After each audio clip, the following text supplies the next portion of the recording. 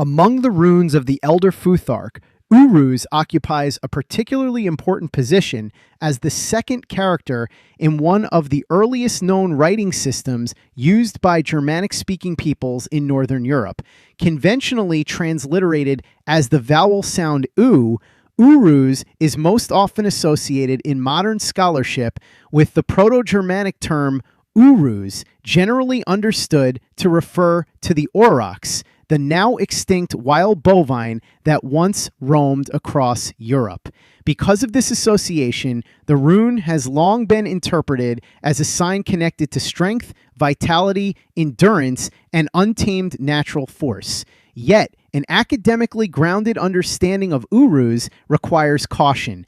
Its meaning cannot be reduced to the simplified symbolic formulas often found in popular rune manuals or modern esoteric traditions. Rather, Uruz must be studied within the broader contexts of runology, historical linguistics, archaeology, and the shifting cultural meanings attached to runic writing across time.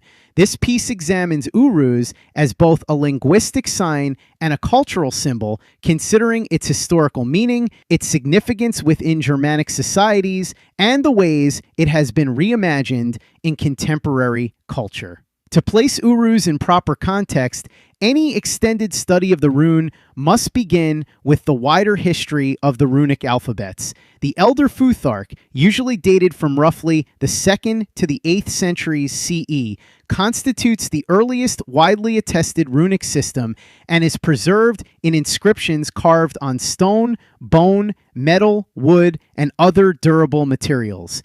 As one rune within this broader sequence, Uruz participated in a script that was both practical and culturally charged. The formal shape of the rune, like those of many other runic signs, reflects the constraints of carving on hard surfaces, favoring straight lines and angular forms over curves.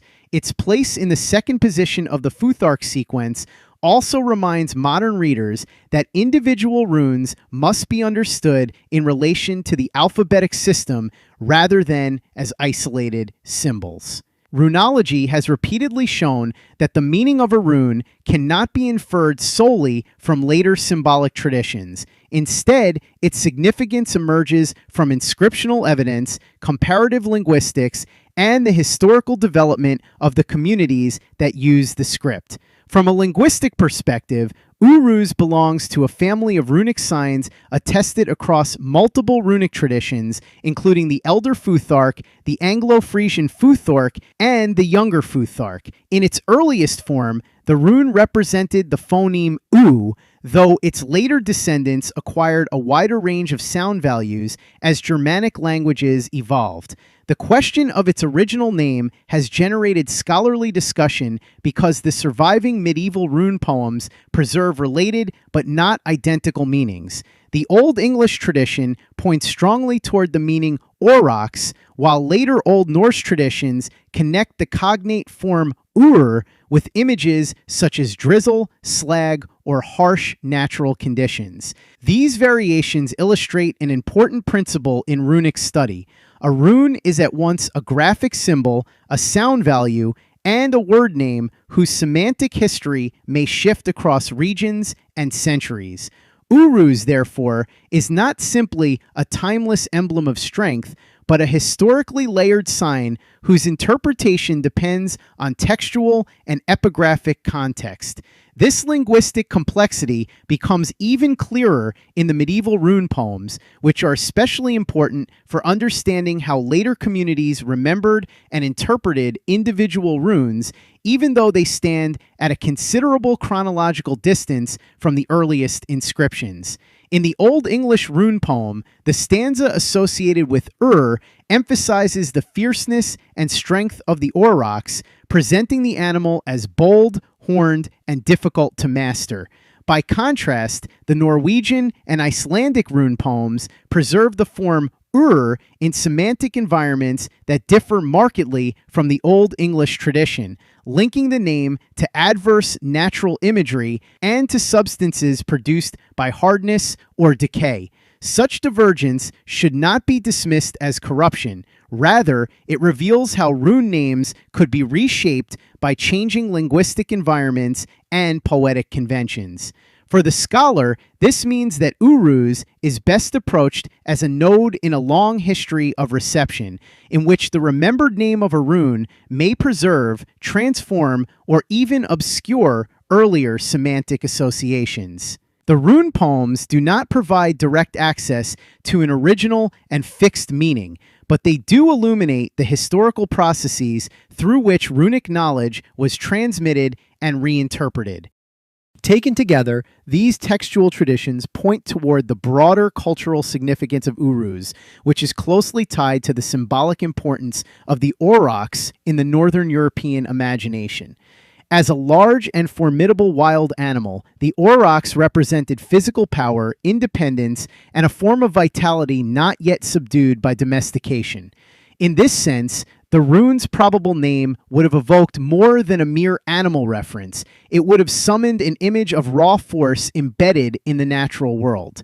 Such associations help explain why Uruz is often linked in both scholarship and later tradition with endurance, resilience, and bodily vigor.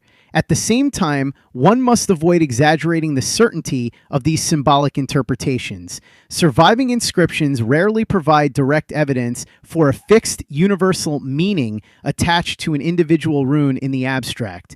Instead, the significance of Uruz emerges indirectly through rune poems, comparative philology, and broader evidence concerning Germanic attitudes toward animals, power, and the environment. Its cultural importance, therefore, lies not in a single esoteric definition, but in the way it reflects an older worldview in which language, nature, and symbolic thought were deeply intertwined. These cultural associations can be sharpened further through archaeological and environmental perspectives, which deepen the interpretation of Uruz. The aurochs were not simply a lexical reference, but an animal of great historical importance in prehistoric and early historic Europe, remembered for its size, speed, and danger. In societies where human survival depended closely on the management of landscapes, domesticated herds, and encounters with wild animals, the distinction between tamed and untamed force carried obvious symbolic weight.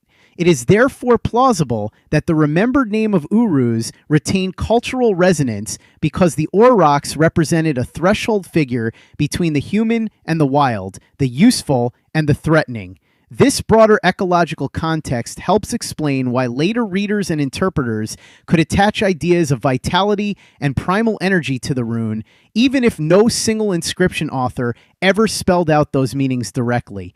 By situating Uruz within an environmental history of Northern Europe, one can better appreciate how runic naming practices preserved fragments of lived experience that were both linguistic and material. In modern society, Uruz has acquired a second life that differs substantially from its historical setting. It appears in neo-pagan spiritual practices, rune divination systems, tattoo art, digital media, and popular representations of Norse heritage. In many of these contexts, Uruz is treated as a symbol of empowerment, transformation, health, or personal determination. Such uses demonstrate the remarkable durability of runic imagery, but they also illustrate how ancient signs are frequently detached from the linguistic and material conditions in which they originally functioned. For this reason, an academic approach must distinguish between historical evidence and modern reinterpretation. While contemporary users may find personal or cultural meaning in Uruz, these meanings are often constructed through later traditions rather than derived directly from early inscriptions.